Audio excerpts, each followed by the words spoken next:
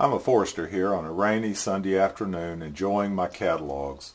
Whenever I go onto a website to look at products online, I always check to see whether they have a hard copy catalog that they'll send in the mail, because I much prefer to look at these catalogs in person in hard copy than just online, although I enjoy both. Here's one that you've seen before. I had this catalog when I did my Spyderco review just recently, and I've enjoyed looking through it.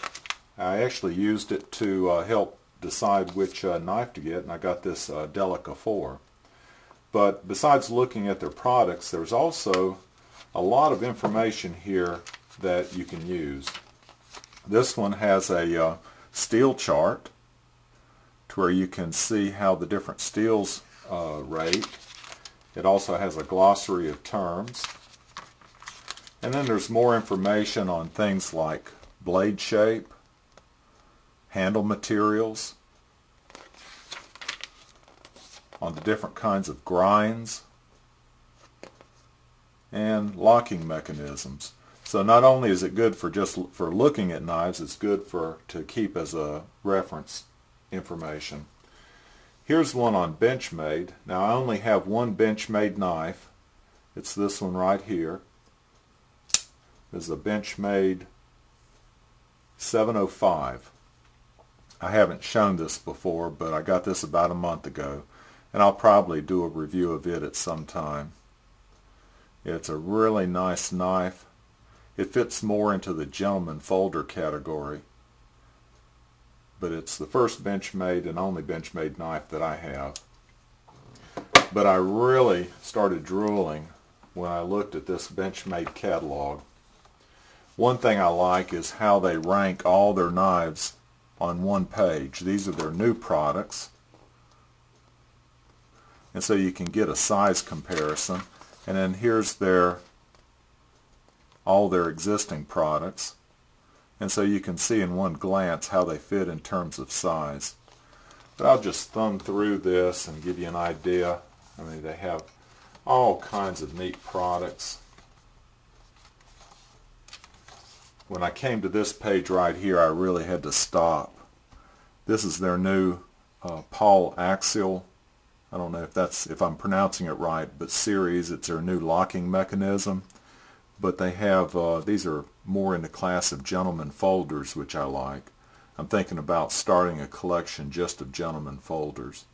So I'm trying to decide which one of these would be my first choice. But I stopped. I've studied that page quite a bit. This knife is one that I've always liked. It's the 480 Shoki, and it won Knife of the Year in 2008, but I've always liked that knife. So that might be one I would want. And this knife has been on my want list for a long time. This is the 940 Osborne, and I've always liked this knife, and so it's a little expensive, a little pricey, so I'll probably wait a little bit on that one, but eventually I won't want a 940. And then you can just thumb on through here. They have all kinds of knives. Here's their Griptilians.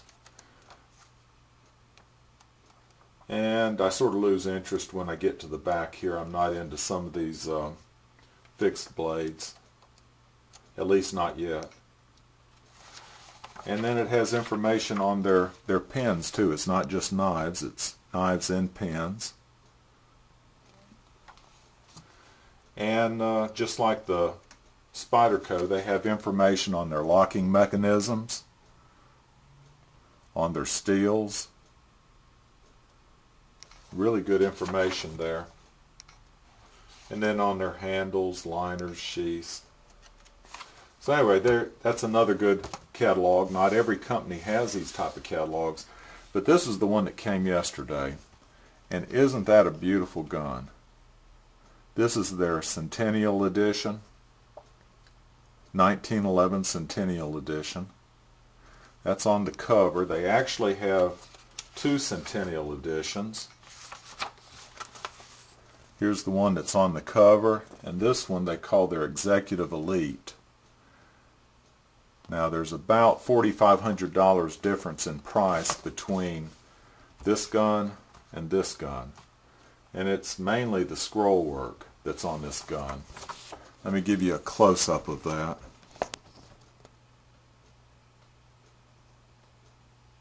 Really detailed, not just on the slide, but down here around the trigger. Even the handle screws have scroll work on them. That would be a beautiful collector's item to have. But I'll just thumb through here. This is their classic carry, or excuse me, classic custom. Here's their executive target. Their executive elite. This is one that is a little more reasonably priced. Would be a beautiful gun to have. I really prefer the wooden handles to the ivory ones. Here's their executive carry. I think I've seen maybe Hickok shoot this gun. It has that bobbed grip. Here's their Cobra. Now that I think about it, it was a Cobra carry. Let's not look at the prices just yet. Let's not spoil it. I believe it was the Cobra carry that Hickok shot in a recent video. And then here's the Cobra carry lightweight, and it goes on. There's more. Okay, are you ready for the prices? Are you sitting down? Well, I am. Okay, here is the Centennial Edition with all the scroll work. Almost $7,000. Here's the other Centennial Edition. It's the executive carry, and it's just $2,500. And you know, you can look around. Here's the Cobra, $2,195. You know, it's all relative. I've never had an Ed Brown, but I know I've heard a lot of good things about them. So I really enjoyed looking at my catalogs. I'd encourage everybody to get in the habit of ordering catalogs. Not every company offers printed catalogs as an option. I really prefer the hard copies to the online digital version. I know it's an additional expense. Not every company offers this as an option. I know Smith & Wesson, Kimber doesn't, Smith & Wesson doesn't. I know Kershaw Knives doesn't offer this as an option, at least that I'm aware of.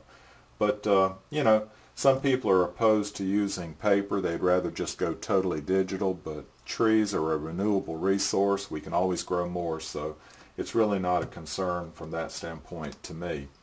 Now, these are all fairly thin catalogs, but then you have the whopper of all catalogs, Cabela's 50th anniversary, 1961 to 2011. Look at that. That's pretty comprehensive, and there is a good bit of paper that went into this. But it can keep you busy all afternoon. And there's everything in here from clothing, knives, ammunition, anything you might want.